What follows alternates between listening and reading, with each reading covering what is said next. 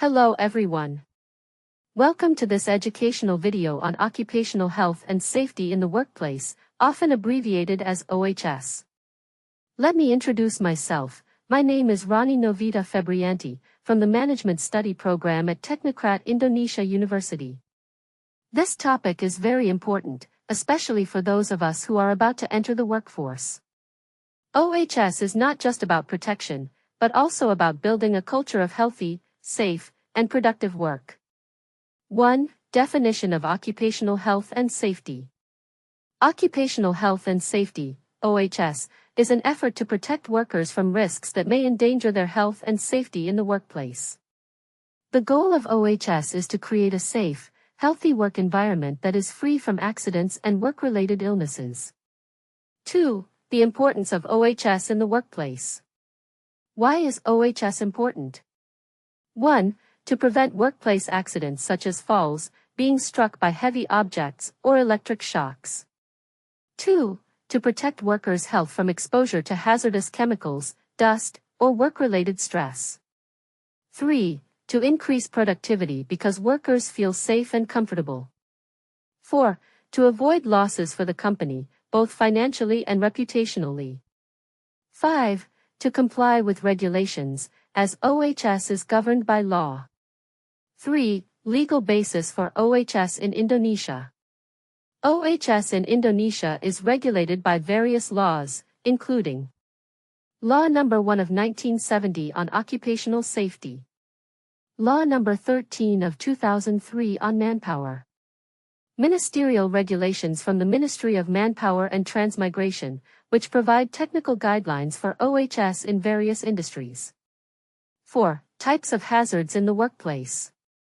Some common hazards in the workplace include physical hazards, noise, extreme temperatures, radiation. Chemical hazards, toxic gases, hazardous substances. Biological hazards, bacteria, viruses, fungi.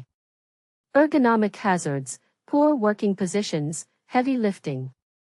Psychosocial hazards, stress, work pressure, interpersonal conflict. It's important to recognize these hazards early so they can be prevented. 5. Risk prevention and control measures. Efforts to prevent workplace risks include hazard identification and risk assessment, training and educating workers, using personal protective equipment, PPE, such as helmets, masks, and safety shoes, regular health checks, implementing safe work systems, such as standard operating procedures, SOPs. Creating an ergonomic and comfortable work environment. 6.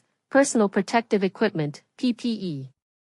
PPE is the equipment required to protect yourself while working, including helmet, to protect the head from impact.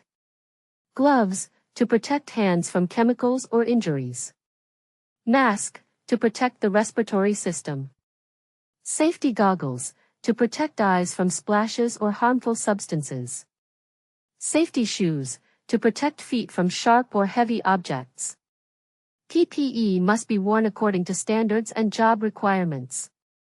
7. The role of all parties in implementing OHS. OHS is a shared responsibility. Workers, comply with rules and use PPE. Employers, provide facilities and training. Government, set regulations and conduct supervision. OHS teams or officers, oversee and manage safety in the field. Without cooperation from all parties, OHS will not be effective. 8. Case study. A real-life example. An electrical technician did not wear gloves while repairing a panel and suffered an electric shock. The company had already provided PPE and SOPs. What can we learn? The importance of discipline in following procedures. That small negligence can lead to serious consequences. 9. Closing and call to action. Occupational health and safety is a vital aspect of the working world. Let's develop an OHS culture starting with ourselves, so we can work safely, healthily, and prosper.